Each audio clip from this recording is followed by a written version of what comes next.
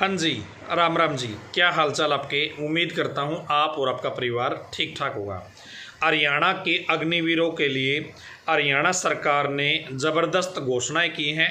नई नई योजनाएं हैं वो लागू कर दी है, नई नई स्कीम लॉन्च कर दी है।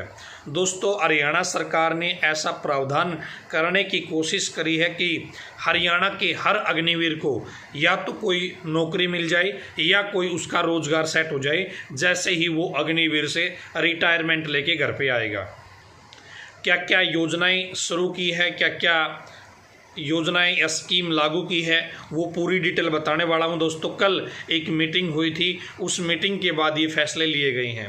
पहले दोस्तों थोड़ा सा हमें जानने की ज़रूरत पड़ेगी कि अग्निवीरों को सरकारों को ये स्कीम देनी क्यों पड़ रही है। हरियाणा के अंदर या कहीं पर भी पूरे इंडिया के अंदर जब अग्निवीर भर्ती होते हैं, मान लेते 100 अग्निवीर भर्ती होते हैं, तो 4 साल तक सभी को रखा जाएगा, 100 के 100 बच्चों को। उसके बाद में केवल 25 बच्चों की नौकरी पक्की हो जाएगी, 75 बच्चों को घर पे भेज दिया जाएगा। यानी कि केवल 25% को 4 साल के बाद पक्का किया जाएगा, बाकी 75% बच्चे जितने अग्निवीर हैं उनमें से घर वापसी हो जाएंगे। ठीक है। उसके बाद ये 75% बच्चे बेरोजगार ना रहे, इसके लिए हरियाणा सरकार ने प्रयास किया है और हरियाणा सरकार ने योजनाएं या स्कीम लागू की है। दोस्तों, पूरी डिटेल बताऊंगा। चैनल को आपने अभी तक सब्सक्राइब नहीं किया है तो सब्सक्राइब कर लेना। इस वीडियो को उन सभी अग्निवीरों तक शेयर कर देना दोस्तों जो आज के दिन अग्निवीर के रूप में काम कर रहे, ताकि उन्हें थोड़ा सा आइडिया हो जाए कि 4 साल बाद उनके पास क्या क्या ऑप्शन होंगे। अभी जैसे 2022 में अग्निवीर स्कीम योजना की शुरुआत हुई थी, तो अभी जुलाई 2026 में पहला बैच आने वाला है अग्निवीरों का रिटायरमेंट के बाद।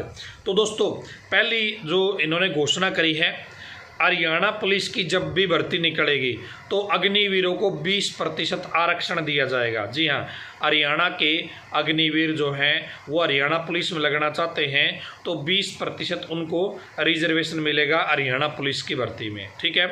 और पहले ये 10% था दोस्तों, लेकिन अब गृह मंत्री जी ने, अमित शाह जी ने लेटर भेजा नायब सिंह सैनी के पास कि भाई 10% नहीं 20% करो और इसका ऑफिशियल लेटर भी निकालो। तो 20% की मंजूरी है वो हो गई है, जल्द इसका लेटर जारी कर दिया जाएगा। उसके बाद में जितने अग्निवीर हरियाणा के वो हरियाणा में खनन गार्ड लगना चाहते हैं या जेल वार्डर लगना चाहते हैं या एसपीओ स्पेशल पुलिस ऑफिसर लगना चाहते हैं, तो इन भर्तियों में 10% आरक्षण हरियाणा के अग्निवीरों को दिया जाएगा। क्लियर है जी।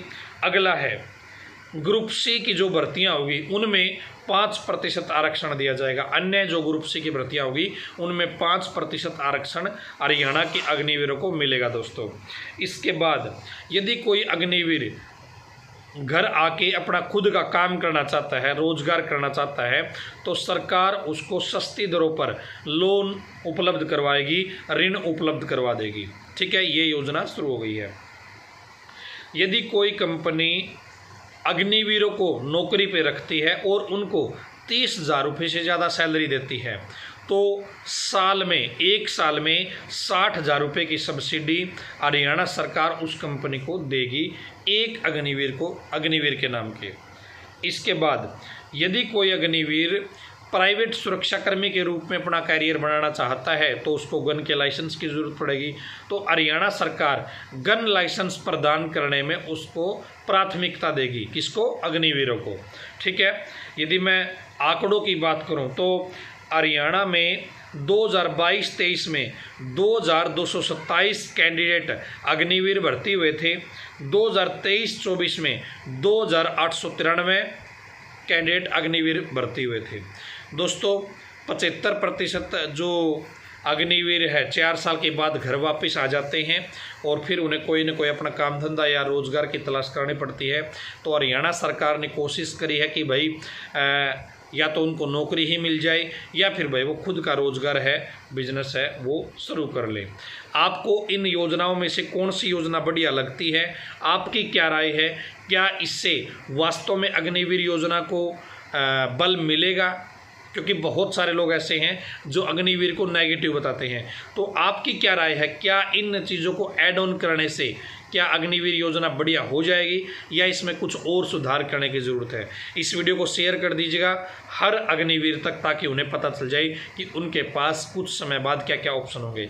आज की इस वीडियो में इतना ही। धन्यवाद। भगवान करे आप सभी का समय शुभ रहे।